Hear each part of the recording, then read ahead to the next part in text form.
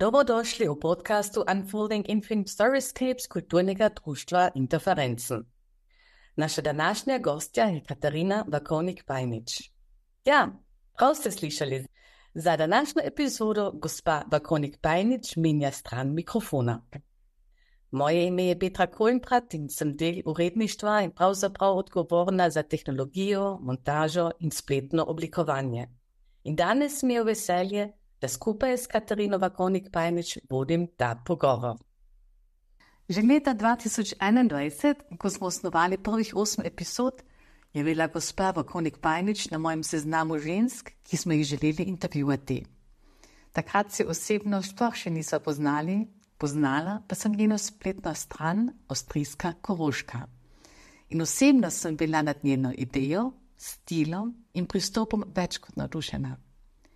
Nekako pa se je na to vse skupaj obrnilo malo drugače, kot se pač dogaja v življenju, in gospa Vakovnik-Pajnič je postala del naše male ekipe kot zapisovalka pogovorov, kot prevajalka, odgovorna za naše objave na družabnih medijih, predvsem pa kot moderatorka in sourednica velikega števila epizod našega podcasta, v katerem svoje besede povedo ženske, ki živijo in delajo v regiji Koroška, Štajerska, Slovenija. Katarina, danes živiš v Kotarjevi vasi. Prosim, predstavi se našim poslušalcem.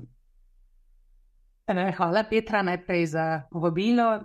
Tako je, z družino živimo 10 km jugozahodno od Celovca v Kotarjevi vasi. Nemško se tržna občina in krati kraj imenuje Kötmastor. To je podeželje, ker imamo z družino veliko hišo za rožami, travnikom, zelenjavnim vrtom, tudi veliko dela in po drugi strani je sreča vedno še več veselja.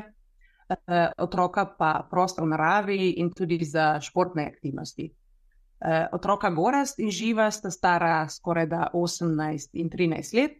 Moj mož Bojan Vakovnik, novinar, pa je že 3 leta po skoraj da smrtni nesreči s kolesom ostal invalid in to je naše življenje v zadnjih letih hudo in bistveno zaznamovalo ter korenito spremenilo, moram priznati.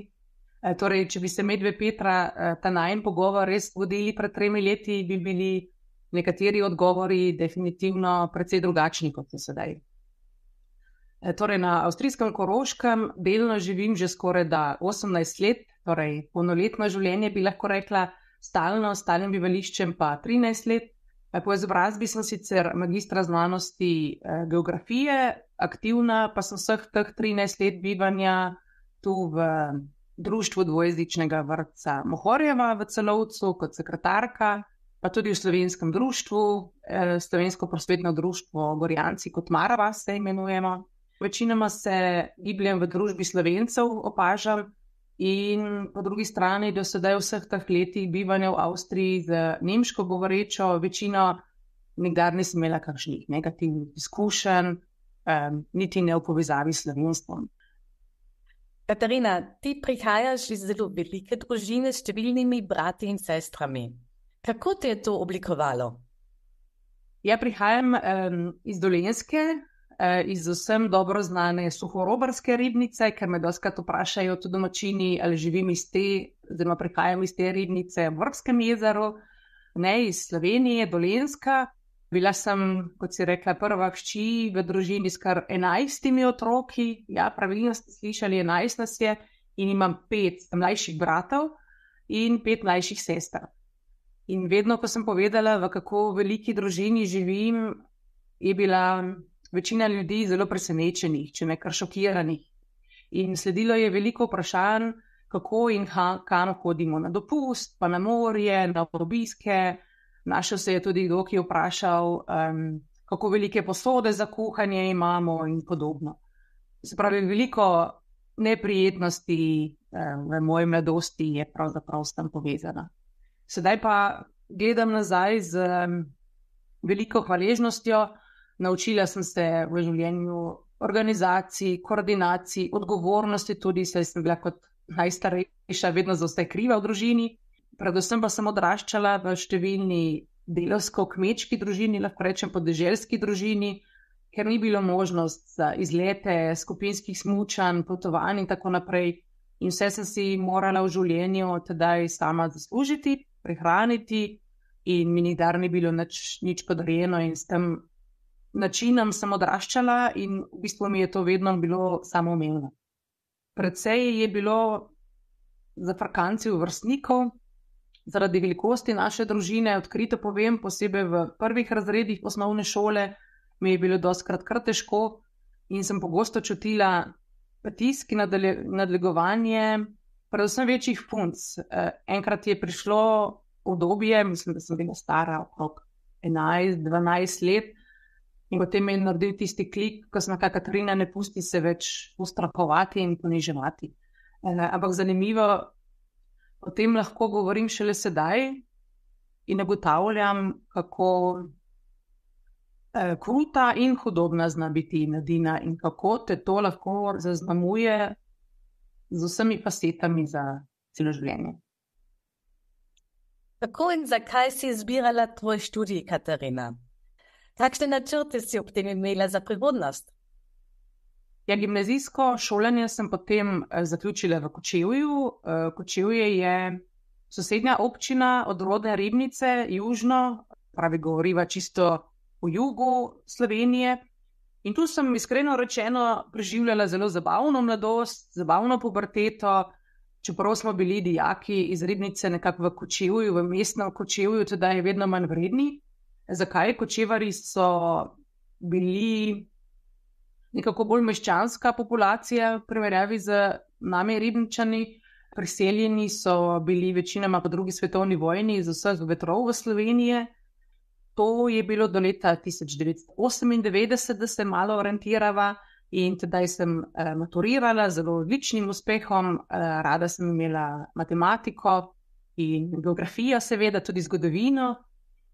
In v tej smeri sem nekako izbirala študij. Najprej sem si želela biti profesorica teh predmetov, tudi nemščina je bila med izbirami. Nemščina je že od mojih malih nog prvi tuj jezik, ravno zaradi te zgodovine kočevskih Nemcev, torej od malega smo se morali učiti v naših koncih nemščino. To je s časom se spremenilo, ampak se mi zdi zanimiv aspekt, poleg kočevsko-ribniškega območja in mariborskega, sta to edini regiji v Sloveniji, ker je nemščina včasih prvi tuj jezik. Zato mi je bilo tudi lažje, ko sem se preselila v Avstrijo, ker sem nemško že od malega znala, vsaj v obliki tiste knjižne, šolske nemščine, ki se v Sloveniji uči, ampak lažje je vsekakor modilo. Torej sem maturirala in se vpisala na filozofsko fakulteto, na oddelek za geografijo. Leta 2004 sem na to diplomirala kot druga v celotni generaciji, se pravi, sem bila kar pridna študentka.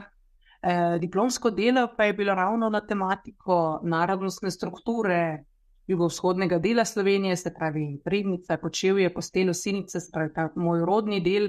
Me je zanimalo, kako se je narodnostna struktura spreminjala, torej ti narodnostni aspekti imigracije, priseljevanje, izseljevanje, to me je že od mladega vedno zanimalo. Nadaljevala sem na podiplomskem magistrskem znanstvenem študiju in tedaj celo kot prva čisto ekspresno magistrirala na področju socialne geografije. Raziskovalno delo pa je bilo slovenska manjšina na Hrvaškem. Torej o nekoč številčni slovenski manjšini, o kateri se v Sloveniji v bistvu zelo malo ve. To sem tudi ugotovila z raziskavami. Moje magistrsko delo je bilo tedaj prvo res zbrano delo z več kot 300 stranmi, raziskavami, statistiko, intervjuji in tako naprej. In na to sem bila takrat zelo ponosna.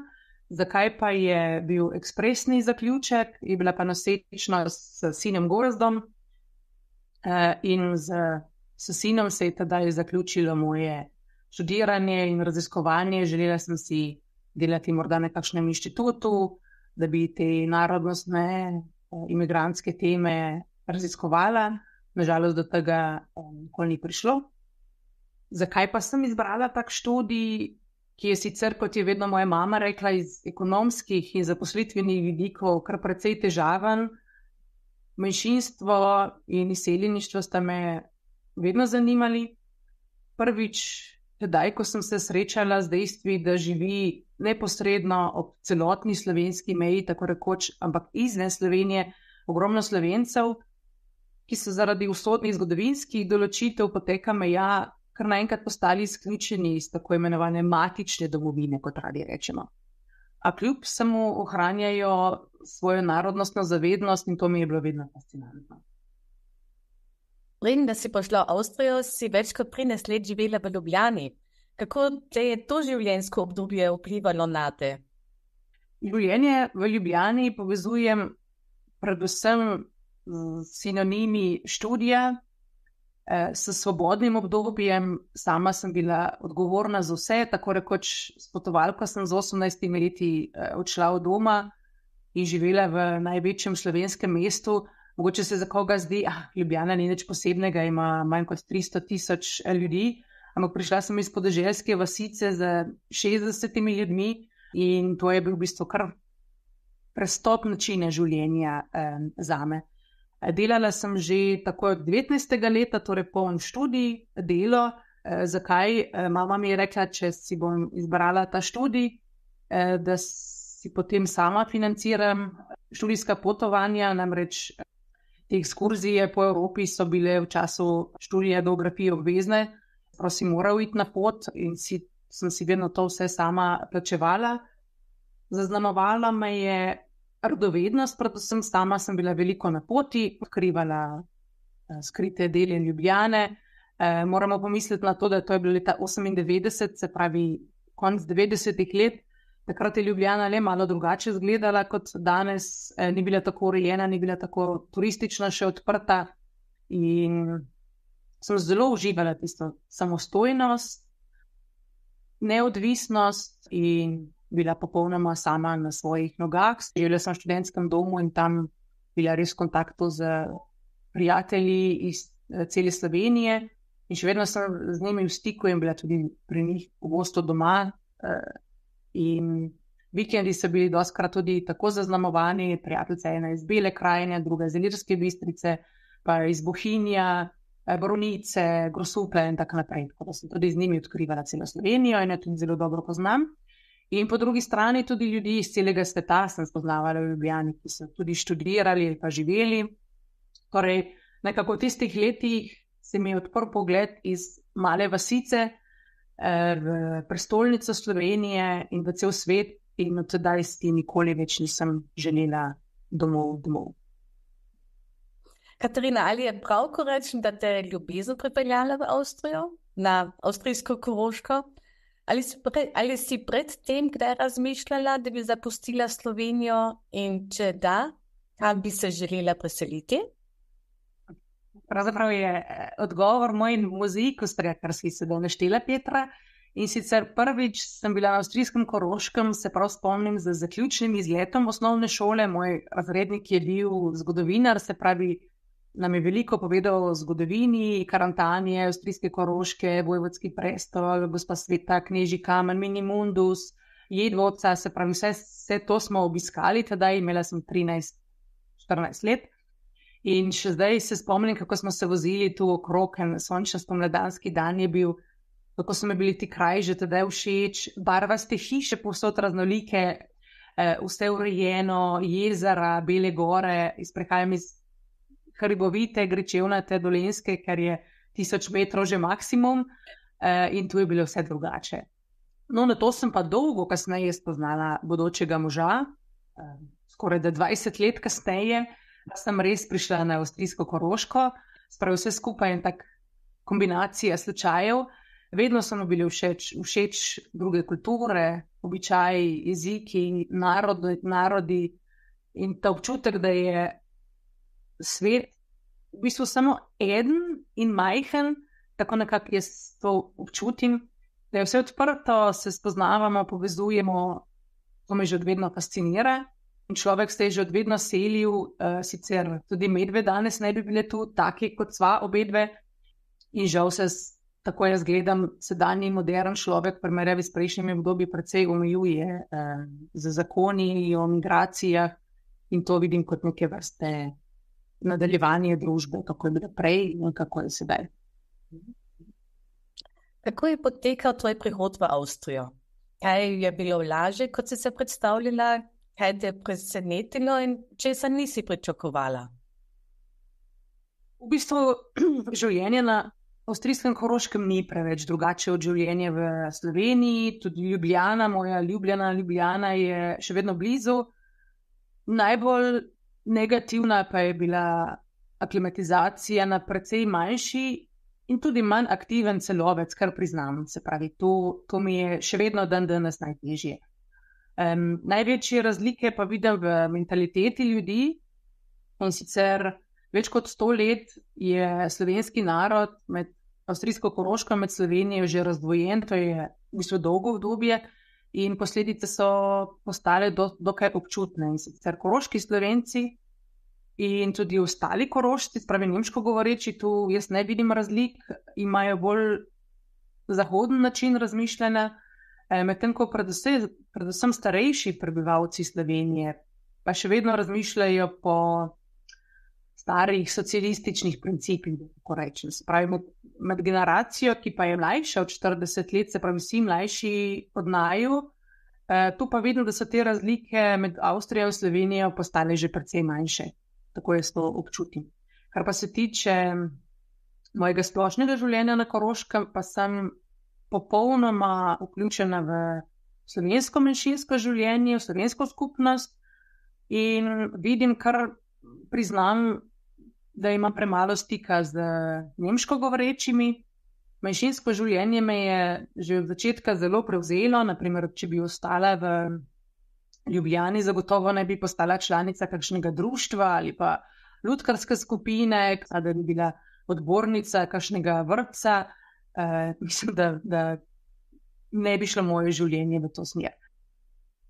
Z vsakim zavednim posameznikom se mi zdi, da ostaja ta slovenska skupnost v Avstriji aktivna in prav vsak posameznik je potreben. Po drugi strani pa je v Sloveniji pojem slovenstva samoumeven, noben ne razmišlja o rabi slovenščine, ki je vedno in povsod možna, in v tujini se je res potrebno, kot reče tak zlajnen rek, za vsako slovensko besedo potrebno boriti. In preživijo v bistvu le tisti najbolj aktivni, opažam. Pri nas, naprimer, v Kotmari vasi, zračna razdalja iz Slovenije, zdaj čez okno lahko vidim Karavanke, na drugi strani je že Slovenija, pa nimamo na voljo kljub temu iz Slovenije ne slovenske televizije, ne radija, ne časopisov. Naprimer, zdaj že od lani pišem vsak mesec reportažo z avstrijske Koroške v tedniku Demokracija. In pravzaprav me je sram povedati, da še do danes nisem imela niti enega izvoda tega tednika, ker se tu ne prodaja in v Slovenijo pa zaradi obremenjenosti v zadnjih letih zelo, zelo malo hodim, čeprav je tu blizu. V tem življenju z manjšino vidim pozitivne, predvsem iniciative domačinov, Avstrijcev, ki se učijo slovensko z namenom, da spoznajo slovensko kulturo, zgodovino, običaje, se pravi torej svoje sonarodnjake, in teh nadobudnežev ni malo opažam. In to mi da tak bolj svetu pozitiven pogled za prihodnost dvojezične avstrijske Koroške. Katarina, aktivna si na svoji spletni strani, Instagram kanalu in Facebook strani pod imenom Avstrijska Koroška. Ti pišeš tam: povezujem avstrijsko Koroško v slovenskem jeziku. Namen je predstavljanje slovenskih elementov oziroma krajev, običajev in slovenskih poimenovanj avstrijske Koroške in vam tako približujem lokacij, ki so tako povezane s slovenstvom. Kakšne izkušnje si v teh letih nabrala s tem delom? Portale Avstrijska Koroška, kot se imenujejo, torej gre za spletno stran Avstrijska Koroška, Instagram kanal, Facebook in tudi YouTube kanal s kratkimi videoposnetki.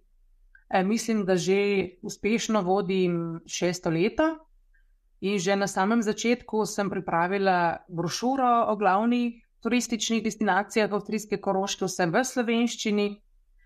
V bistvu je projekt bil na začetku tudi bolj turistične narave, ker predstavljam turistične kraje avstrijske Koroške s slovenskega vidika in tako vabim, mislim, da bolj na prijeten način Slovenijo in Slovence k čim boljšemu poznavanju slovenskih značilnosti avstrijske Koroške. Predstavljam destinacije potem z obeh strani meje, ker v vseh teh letih s komunikacijami z ljudmi tu na avstrijskem Koroškem in v Sloveniji sem ugotovila, da si tudi Korošci želijo Slovenijo bolj spoznati in zato predstavljam tudi slovenske kraje, se pravi na obeh straneh nekako povezujem, če smem tako uporabljati ta izraz. Bralci so se nabrali v 6 letih kar številni, stalno mi pišejo, okrog 15,000 sledilcev spremlja te moje portale Avstrijska Koroška in vsaka objava doseže z vsemi delitvami med mrežnimi tudi do 35,000 bralcev. In s tem se mi zdi, da povabim širok krog sledilcev, mogoče tudi za poslušalce in poslušalke, ki naj zdaj spremljajo, povabim, da vtipkajo v Google Avstrijska Koroška in najdete vse moje portale, koga mogoče zanima in spremljate tudi v prihodnje. Ob tem se Petra pogosto sprašujem, koliko Slovencev je že obiskalo te slovenske znamenitosti na Koroškem, pa koliko prebivalcev Slovenije dejansko ve, da tu živijo Slovenci, s katerimi lahko komunicirajo v slovenskem jeziku in koliko jih ve, da imajo praktično vsi kraji tu na južnem Koroškem tudi slovensko poimenovanje. Naprimer, Celovec je slovensko ime mesta, čeprav pogosto slišim, da tudi Slovenci govorijo samo o Klagenfurtu. Namen projekta je torej oblikovanje tudi nekega seznama slovenskih ponudnikov, ker mi dostikrat ljudi pišejo, kam naj prespijo pri Slovencih ali kje lahko jedo pri Slovencih in s tem vabim Slovenijo, da čim bolj spoznamo avstrijsko Koroško. Bo to tvoje delovanje obstajalo v prihodnosti? Imaš kakšne posebne ali nove cilje tudi z avstrijsko Koroško? Ja, trenutno delujem naprej v tej smeri, kot sem jo opisala. Objave sem s časoma oblikovala, da so bolj zbrane, ne več tako pogoste. Širše objave, bolj vsebinske, ker imam v danem času za brezplačno pisanje, iskreno rečeno, čedalje manj časa, zato pa pišem bolj v obliki strjeno, strokovne reportaže od lani za tednik Demokracija in tudi za e-Koroška in oba medija imata vseh bralcev po celi Sloveniji in to me zelo veseli, se pravi, v zadnjih letih sem dosegla tisto željo, da so tudi drugi novinarji, tako rekoč, ki jih te tematike manjšinske bolj zanimajo. Iskreno rečeno, v Sloveniji takšnih medijev ni veliko, kvečemo obratno, da vidijo pomen in smisel mojih pisanj in tako rekoč imam zagotovljeno, da so moje reportaže brane redno po celi Sloveniji. Drug vidik, ki mi je pri mojih reportažah še bolj pri srcu, pa je širjenje informacij ravno med najmlajšimi. Rekla sem, da sem želela postati profesorica, mogoče mi je to s tem vidikom uspelo. Pogosto tudi slišim, da večina Slovencev, ko se pripelje na Ljubelj, rečejo, veste, jaz pa kar začnem na Ljubelju po nemško razmišljati in niti ne vejo, da to že od vedno živijo Slovenci. Doživela sem tudi že, da so me vprašali, če je Klagenfurt daleč stran od Celovca in predvsem izrazito v zadnjih letih opažam, da je bolj pri izobraženih slojih v Sloveniji nekako prisotna težnja, da ti narodnostni vidiki več niso tako pomembni, da slovenstvo po svetu ni več tako važno vprašanje v današnji družbi. Bolj je važno, da Slovenci vsi obvladajo dobro angleščino, ki je uporabna po celem svetu in tudi vidim, da je v Sloveniji že prisotna povsod v javnem življenju. 12 let si bila sodelavka v mednarodni odvetniški pisarni Grilc v Škof s pisarnami v Celovcu, Gracu, na Dunaju in v Ljubljani. Ravno s 1. junijem pa si menjala delovno mesto na Slovensko gospodarsko zvezo v Celovcu. Nam lahko odpišeš tvoje delovne zaposlitve tudi prej v Sloveniji in kakšen je bil prehod zaposlitve v Avstrijo na Koroško? Delam že od 19. leta, torej več kot četrt stoletja, in se je v tem obdobju nabralo kar nekaj delovnih izkušenj, ne sicer toliko različnih delovnih mest. Menjam zelo redko, bi tako rekla, glede na povprečje. In sicer sem delala kot študentka najprej na Ministrstvu za okolje in prostor. Kot geografinja so me te tematike zelo zanimale in sem se veliko naučila. Nato sem bila sprejeta v slovenski parlament ravno leta 2008, ko je Slovenija tedaj prvič predsedovala Evropski uniji, in takrat sem si nabrala zelo pomembne tudi mednarodne izkušnje v protokolu parlamenta slovenskega. Nato pa sem dobila delo na Statističnem uradu Republike Slovenije. Tudi statistika me je vedno zanimala, omenila sem že moje interese za matematiko, za geografijo in to vse fajn skupaj paše. In na to pa, kot sem že omenila, je sledilo obdobje selitve v Avstrijo, torej mož je dobil hišo in hočeš nočeš, sem v bistvu v Sloveniji vse pustila in to začela praktično od začetka. Dobila sem delo v mednarodni odvetniški pisarni Grilsvog Škof, ki je zelo poznana mednarodna pisarna. In sicer sem tu do zdaj delala kar 12 let. Bila sem strokovna sodelavka na področju napotitev slovenskih in hrvaških podjetij. A s časom, se pravi s temi 12 leti, mi je postalo v pisarni preveč administracije. In sem si rekla, ok, Katarina, preden dosežem to 45. stopničko, preden bom toliko stara in mogoče sedaj zadnji čas, da zagrabim nove izzive in nove priložnosti. In ja, začela sem čisto sveže delovno mesto na Slovenski gospodarski zvezi, ki je pravno pisarna, ki svetuje slovenskim podjetjem o vstopu v Avstrijo. Spravi ravno to, kar sem oboževala v 12 letih v pisarni, upam, da bom lahko prenesla na novo delovno mesto. Veselim se novih začetkov in si res želim čim več povezav med rodno Slovenijo in sedaj med domačo avstrijsko Koroško. Ena glavnih tem našega podcasta je vloga žensk v družbi. Kakšne so tvoje osebne izkušnje pri vprašanjih o razlikah med spoloma?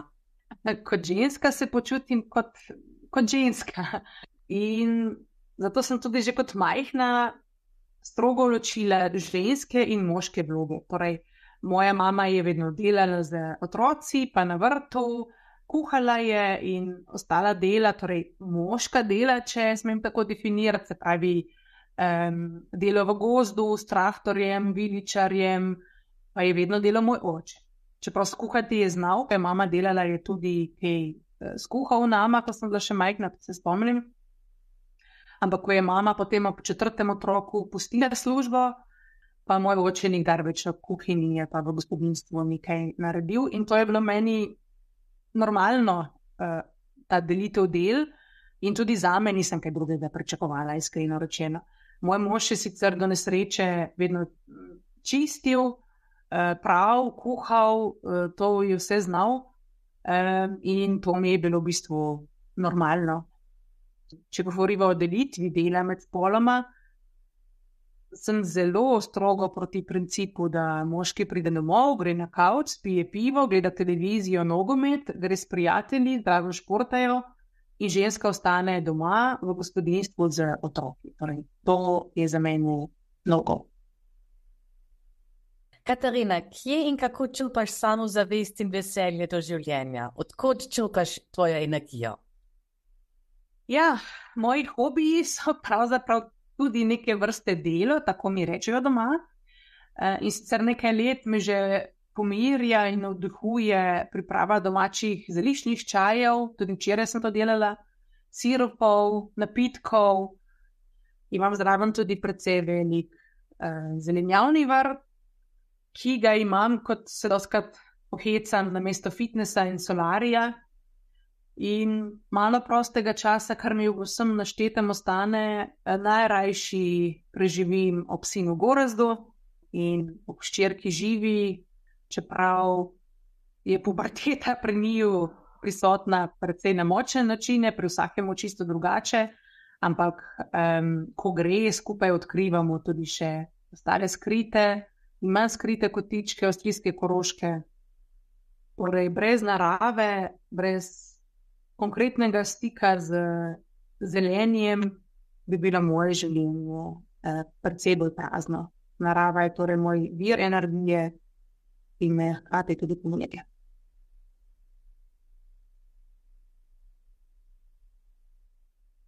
Kot zaključek, mogoče še vprašanje o prihodnosti. In Katarina, kako gledaš ti na prihodnost tvojih otrok? Predvsem z veseljem, z zanimanjem. Veselim se vnukov in upam, da bodo govorili slovensko. Oba otroka sta dovolj pametna in razgledana, se znajdeta v življenju. Zadnje leta jo učim kuhati, skrbeti za vrt, za hišo. Glede študija in dela pa vedno rečem, naj si poiščeta in najdeta to, kar si sama želita. Se pravi, ne želim siliti v izbiro študija, v izbiro hobijev. Veliko ljudi me to sprašuje. Torej, oba stojita kot sama z mano, realno z obema nogama na tleh. In to mi je v bistvu najbolj važno. Draga Katarina, najlepša hvala za ta zanimiv in odprt pogovor. Najlepša hvala in do naslednjič. Hvala, Petra. Slišali ste v pogovoru Katarino Bakovnik-Pajnič s Petro Kulmbrat.